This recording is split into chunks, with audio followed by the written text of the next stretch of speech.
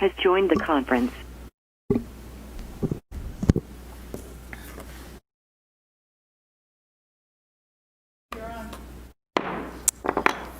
Okay, I'd like to call this meeting to order. It's June the 8th, 2020, and this is a special meeting of the Board of Supervisors.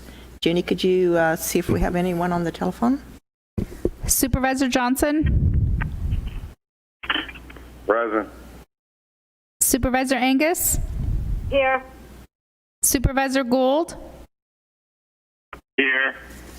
We have a quorum. Okay, and if you could ask IT to turn the volume up a little bit, because they sounded pretty weak. Okay, thank you.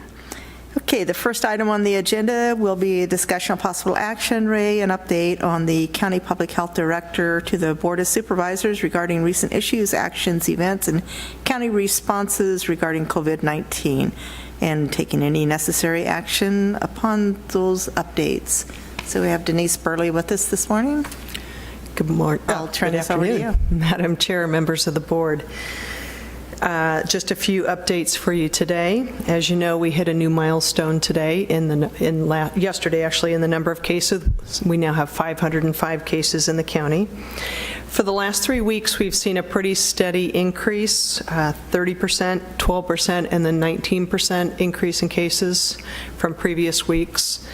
And of those, we want to be mindful of the fact for the last 2 weeks that a majority of those cases have not come from long-term care facilities, as was mainly our previous experience in the past. So it's important to note that we are transitioning into more cases being community acquired or through family gatherings, mass gatherings, even not mass. I mean, mass people kind of take that as, really, really large, but larger gatherings of people, and that is definitely spreading throughout the community. So we've seen that change really from the long-term care out to family and group gatherings and circulation out in the community. And there's a few key messages that we really want to make sure get out to the community, because these are the issues that we're seeing. One is stay home when you're sick.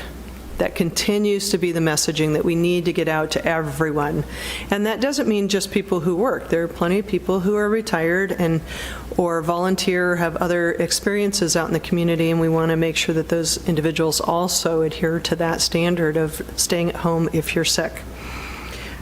We also realize that the community can be open and still prevent the spread by practicing social distancing and wearing a mask when you're unable to social distance out in the community. And for individuals that work with our older populations to take special precautions and extra precautions to ensure that we don't transmit the diseases to those more vulnerable people. Those are real important pieces as well. We've made some updates to the web pages based on our conversation last week. We made the following changes that I wanted you to be aware of. We included the new age groups, so it's broken down by, with the exception of the 0 to 18 age range, they're all broken down pretty much by about a 10-year age span. And then we put the bar graph there, so visually you can kind of see the differential in the age groups, and hopefully that's a little bit more clear to see as well. We have a pie chart for the cases by gender. We have the case count by week so that you can see the curve and the upward trajectory of our caseload.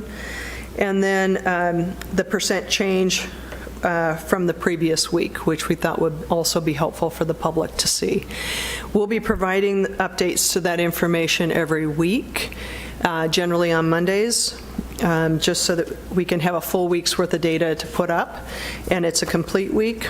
Additionally, as you may have noted in the report sent this morning, we have a total number of recovered cases of 185, so that's good news. Out of the 505, 185 cases have recovered. We continue to look for, and we'll be working with the communications director on some new messaging out to the public. I think people have heard all about how they need to wash their hands and clean surfaces and stay at home when they're sick, and there may be more creative approaches and different ways that we can message out our what we'd like people to do in a way that will give them a different lens to look through the disease through. So that'll be sort of an ongoing and up-and-coming project for the next few weeks. Other than that, we continue to investigate all the cases, and as you can see, we've had quite a few over the weekend. As Friday, I believe we had 33 cases on Friday, so quite a few. And then other than that, I didn't have anything particular to speak to, but I'd be happy to answer questions and address any issues. Okay. Does anyone have any questions or comments? Supervisor Johnson, do you have anything? Yes, ma'am. Thank you. You kind of touched on it, Director Burley. Is it possible now that we have, 22 cases from the 0 to 18, that we break that down like the other age groups? I was going to check into that for you, Supervisor Johnson, to see how many cases we had in that age group in a more granular level, and I will get back to you before Thursday's meeting or even before that, okay? All right. And then last week, one day we had 2 cases removed from Bullhead that were placed back on the next day. Can you explain to us what would cause that? Yes, I can briefly describe that. We've been having some issues with the MedSys database in the deduplication of information, and we're not sure if that was the timing, but we did submit some questions to ADHS regarding the MedSys database and some of the challenges we were facing, and those are 2 of the cases that I can point to that we were asking ADHS about.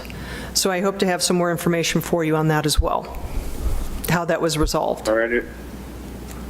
Okay, is it possible, when you're talking about changing the website up a little bit, to put on the resources where people can go locally to get tested?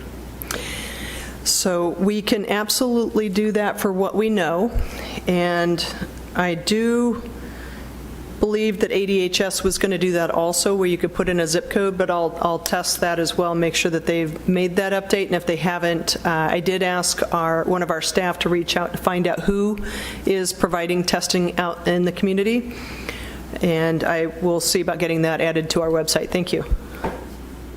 As far as you know, are the hospitals still, unless you have all the symptoms, just sending people home?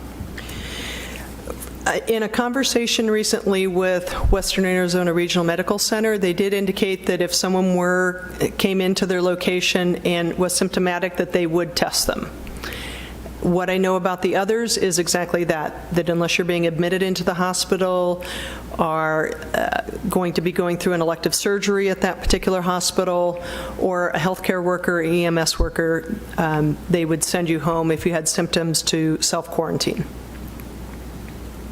And then would that be the similar with the private testing labs? Unless you have a doctor's order to get tested, you can't go there and spend your own money to get tested? Right. I believe there are 2 facilities. I believe there's one in Lake Havasu and one in Bullhead City that doesn't require a doctor's order or to be symptomatic. Although I believe people would choose to go to the doctor or to one of these places, these urgent care centers, to get care if they were symptomatic. All right. Thank you, Director. Thank you, Madam Chair. That's all I have. Certainly. Okay, Supervisor Angus, do you have any questions or comments? No, not today. Thank you. Supervisor Gold. Thank you, Madam Chairman. I just am pleased to hear that we have 185 people that have recovered from the virus. Thank you. Okay, do you have anything further, Denise? I do not. Okay. We'll follow up with those questions and get back to you as soon as possible. All right, thank you very much.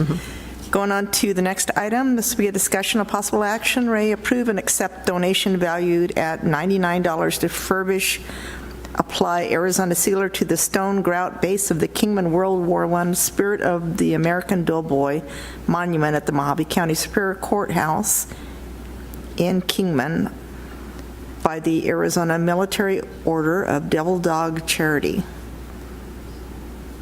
Is there any discussion? If not, I'll entertain a motion. Madam Chairman, I'd like to make a motion to approve.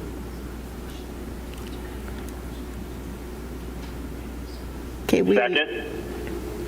Supervisor Gold, Supervisor Watson just made a motion, but he didn't have his microphone on, so we're going to go back and then I'll acknowledge you again. Supervisor Watson. Yes, thank you, Madam Chairman. I'd like to make a motion for the approval of item number 2. I've had the pleasure of knowing Mr. Klinkenbeard and his brother Mark for a number of years, and I think it's just a great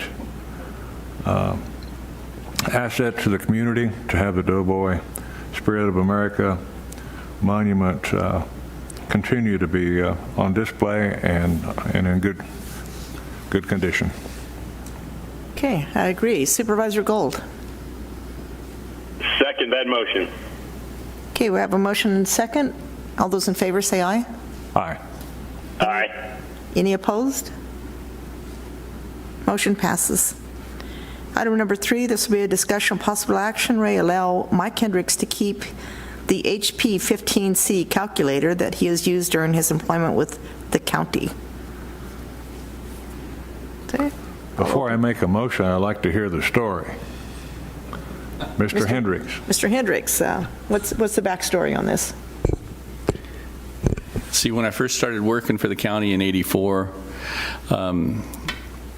they asked if there was anything, if I needed anything, a calculator or something. So I asked for this HP 15C, and the county was kind enough to purchase it for my use. So ever since 1984, I've been using the calculator. Unfortunately, I ran over it once. It's got a little bend in it. I've had to glue some pieces back on it, but it's never failed to operate. It's never failed to work. And believe it or not, this old calculator actually holds its batteries for 3 years. They're fairly expensive to buy, but you only have to change the batteries every 3 years, and it operates on something called reverse Polish notation, and there's very few people who actually know how to use these types of calculators. There's a couple in Public Works, but when I pull it out and ask, forget and give it to somebody else to operate, I end up having to take it back and operate it myself because it doesn't have an equal sign. It's got an enter instead. Anyway, it's got some sentimental value, and I ask the board's consideration to allow me to keep it. Thank you. I'd like to make a motion for Madam the Chair? approval. Okay, we have a motion on the floor. Supervisor Angus. Thank you. I just want to know, Mike or anyone there, have you ever seen the movie Office Space, where a guy is fired, all he wants is his red, the swing line stapler, and they won't give it to him, so he burns down the office. So with that, I will second Supervisor Watson's motion. Okay, any other comments? Okay, we have a motion on the floor and a second. All those in favor say aye. Aye. Aye. Any opposed? Unanimous. Thank you all very much. You're welcome. Enjoy that. Okay, the last. Of our appreciation for you hitting the road, huh? After that many years. Thank you. Thank you, Mr. Hendricks. I was wondering, how old is the battery on that? Is it going to last for a couple more years? I think I changed the battery last year, so I should have 2 more years left on the battery. Now, you didn't give me the battery. Do I get the batteries also? I believe that. so, It'd yeah. be a package deal, I think, yeah. Okay, the last and final item on the agenda is a discussion of possible action. Ray approved the attached certificate of removal and abatement for 14 parcels of personal property. Total amount to be abated is $6,087.07. Madam Chairman, I make a motion to approve. We have a motion. Is there a second? Second. Have a motion and a second. All those in favor signify by stating aye. Aye. Aye. Any opposed? Okay, motion passes, and this meeting is adjourned.